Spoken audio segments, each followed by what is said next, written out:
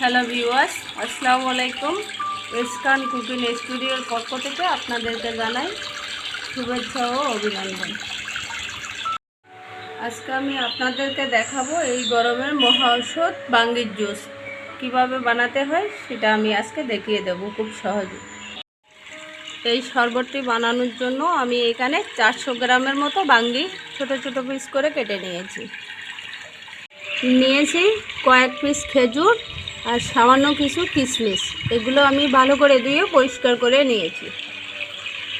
নিয়েছি হাফ কাপের মতো মিষ্টি দই,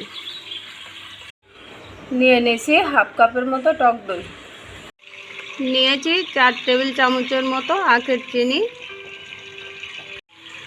আপনারা চাইলে সাদা চিনিটাও ব্যবহার করতে পারেন। আমি এখানে আখের চিনি নেওয়ার কারণ হচ্ছে এটা শরীরের জন্য খুবই উপকারী। আমি এখানে কিছু গোলমরিচ নিয়েছি। এটা আপনাদেরকে দেখানোর জন্য একটু বেশি পরিমাণ করে নিয়েছি। এখান থেকে আমি 4 থেকে 5টা ইউজ করব। সব উপকরণগুলো আমি একসাথে ব্লেন্ডারে ঢেলে দিয়ে দিচ্ছি 1 গ্লাসের মতো পানি।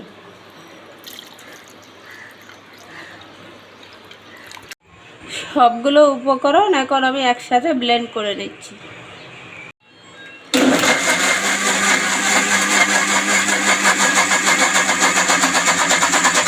এই পর্যায়ে আমার ব্লেন্ড করা হয়ে গেছে। আমি একটা পরিষ্কার পাত্রে ঢেলে নিচ্ছি। এটাকে আমি 15-20 মিনিটের জন্য ফ্রিজে রেখে দিচ্ছি। ফ্রিজ থেকে বের করে নিয়েছি আমার এই মজাদার বাঙ্গির জুস। আপনার পরিবারের সকল সদস্যকে প্রতিদিন কয়েকবার অল্প অল্প করে এই জুস পান করালে গরমের তীব্রতা থেকে আপনি ও আপনার পরিবার অবশ্যই সুরক্ষিত থাকবে। আমার এই রেসিপি যদি আপনাদের ভালো লেগে থাকে তাহলে আমাকে অবশ্যই সাবস্ক্রাইব করে পাশে রাখবেন।